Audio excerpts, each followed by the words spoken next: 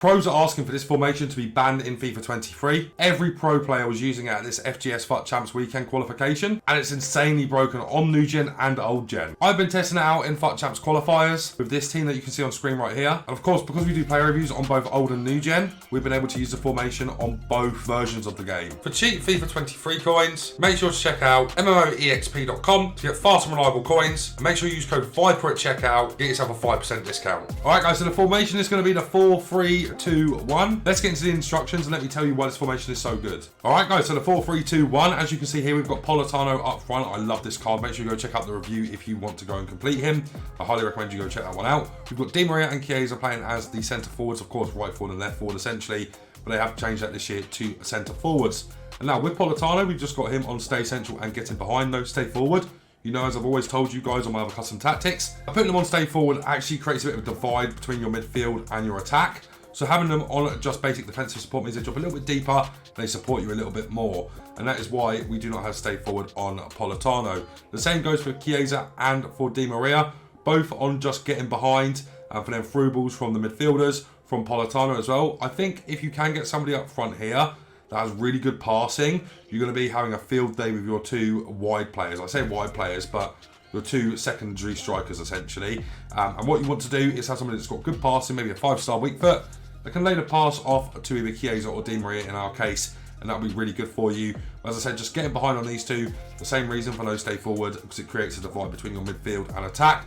You want them to be a little bit deeper so they're able to receive the ball and can bring the midfielders into the play a little bit more as well. So that is why we have these all on no stay forward, all on getting behind, and then Politano on stay central as he is the striker. As we move into the midfield, guys, you're going to want your middle centre mid to be your CDM, and that's going to be Philipp Lahm's baby card for us. We've got him on stay back while attacking and cover centre, and this is very important, so make sure you're listening here.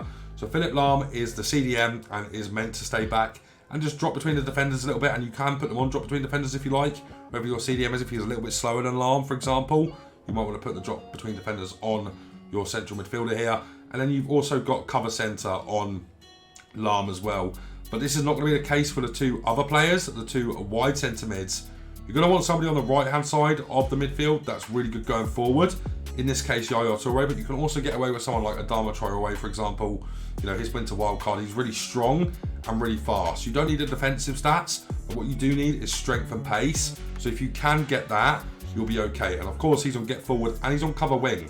And this is going to be very important as we move to the fullbacks.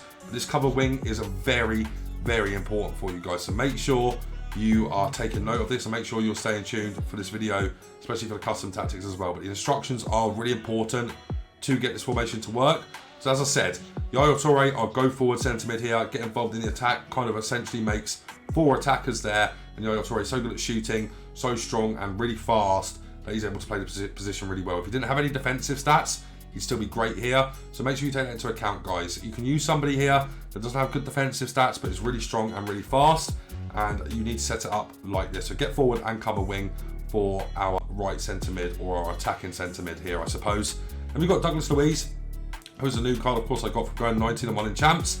And we're saving the rewards for, of course, Team of the Year. We're going to be streaming during Team of the Year as well, guys. 9 AM UK time, twitch.tv/FirePlayStation. Make sure you get over there and give us a follow. But Douglas Luiz is the box-to-box, okay? So he's there to defend and go forward. He's got that 4-star weak foot, the 3-star skills, which doesn't really matter. But the 4-star weak foot's really important to have on your midfield if you can get it. You don't need the skill moves. You don't need, you don't need a 5-star weak foot, but a 3-star weak foot is a little bit too low to perform in this position. And I've said this for every single formation I've used in the midfield. A 4-star weak foot is paramount. Your CDM can have a 2-star weak foot. It doesn't really matter. He's there to just mop up the play and play a decent pass out. But you need to have a 4-star weak foot otherwise. And Douglas Luiz is our box-to-box. And you can see how we've set this up. We've got a CDM, we've got an attacking centre mid, and then we've also got a box-to-box. So it works really well. It kind of sets up, as I said, as like 4 attackers. And you can have 5 attackers with Douglas Luiz sometimes as well. You know, he's not the best shooter in the world. He's got that great passing, which is really nice to have. And of course, making sure that your passing is good in the midfield is paramount. And all of these players here are good passes. You know, Douglas Luiz has got 90 vision, 90 short pass, like 87 long pass. Yaya Toure's got similar to that, and Lahm's okay with his passing, a lot better than Kante's passing, for example, and suits that role really, really well. And then, guys, as we move on to the fullbacks, this is going to be very important to the cover wing on both the outside central midfielders They're both on stay back while attacking and overlap. Now, of course, the stay back while attacking we do override in game an awful lot, and I tell you guys about this an awful lot as well. Just press up on the D-pad and then right, I think, or left. One of the two. Check it out. I believe it's left on the D-pad actually, now I think about it. And that overrides the stay back while attacking and puts them on joining attack, and that's really good. If you're dominating a game, being able to do that without having to press the pause menu, and you can just switch into it, keep the fluid attack in play. You're dominating a game but you can't get a goal. Having the fullbacks go forward as well is going to provide an extra threat for you going forward. So having these two go forward, and you've got Yaya Toure going forward, Douglas Luiz going forward, you've got a lot of attacking options. 7 options there. If you want to cross it, you can cross it with your fullbacks. I would recommend getting better fullbacks than what I've got. Kyle Walker isn't a good passer. Luke Shaw's quite good at passing but can't shoot too well. I used to like having Alex Tellers down here quite a lot because of how good his shooting is and his passing. But these two work okay, right? So you want to stay back while attacking on them by default, then up and left on the D-pad for when you're in game, and it overrides the stay back while attacking and puts them on to going forward. And then what you've got on the 2 outside centre mids is this cover wing. So if you ever get into a position where you're going to get counter-attacked, then your 2 midfielders here will cover you and create that opportunity to defend it well. You've got lots of options defensively here now as well, because your 2 outside centre mids will cover for your fullbacks, and that's why essentially you need to make sure they're fast, because they can essentially play the fullback role and the midfield role. So it's very important here, guys, that you have very fast players, and that is how we get this formation to work really, really well. And it's very, very fluid in the attacking sense, very fluid on the defensive side of things as well. All right, guys, so moving into the custom tactics now, and first of all, we are starting with the defensive style as balanced. Now, first of all, you can use press after possession loss, and I really like using press after possession loss, but you have to be really, really solid with manual defending and just defending in general, because your players are going to be all over the place, and you need to make sure that you're putting them back into position manually. So making sure that you're good at manual defending here is going to be a key to using press after possession loss. You want to try that out and you trust yourself defensively. You can, I do personally, but I've enjoyed balance quite a lot with this 4-3-2-1. So I'm going to keep what I know and what I like, and that's going to be balanced for us here. 50 width, you know, as per usual, as I always say, you don't want it to be too wide so you get hit down the middle. You want it to be too narrow so you get hit down the flanks as well. So keeping this on 50 for the defensive style is really good. Depth is up to 65.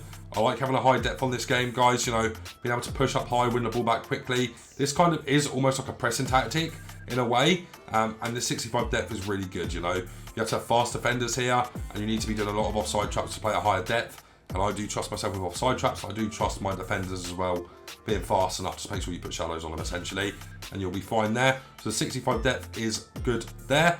Once again with the build-up play, guys, we've gone with fast build-up. Fast build-up is king on this game for me.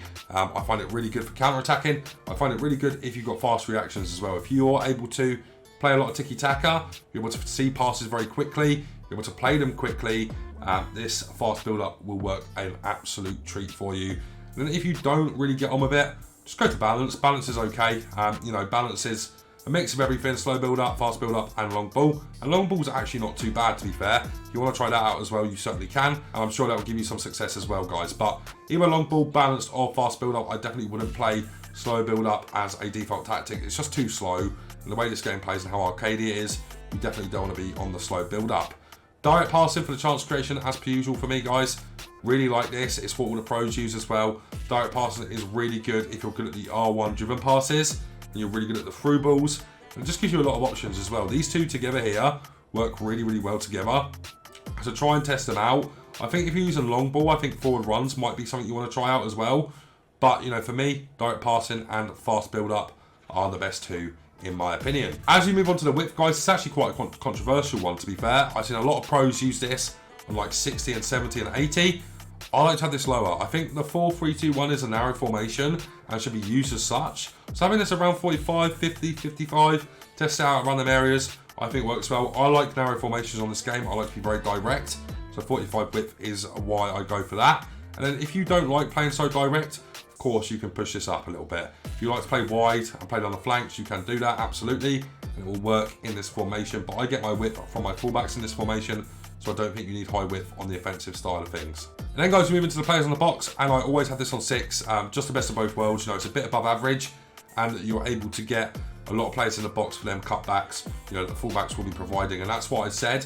I think it's really important for you guys to have good fullbacks in this formation, the way we're playing with it, and this is, you know, one of the best things about this game. The players in the box is ridiculous, and it's always good to have this higher than 5. You can try it on 7 and 8. Works really well there as well. You've got lots of options for the cutbacks then as well, guys. But yeah, this works really well as long as you have good passers in the wide positions, and that is why I don't like Kyle Walker too much. Luke Shaw is good enough, but Kyle Walker is a little bit of an issue with this. Corners and free kicks, completely up to you as well, guys. You know, 2 and 2 for me. I've got my own corner routine. You've got your own corner routine. I like to have it on 2. Free kicks is completely irrelevant in my opinion. But guys, those are the tactics. Those are the instructions. That is the formation. And I think I want to release a few videos to you guys for player locks. I think player locks are really underrated on this game. I think you guys all need to learn them. So if you do want a video on that, make sure you drop a like on the video. But guys, that's going to be it for me for now, so take care.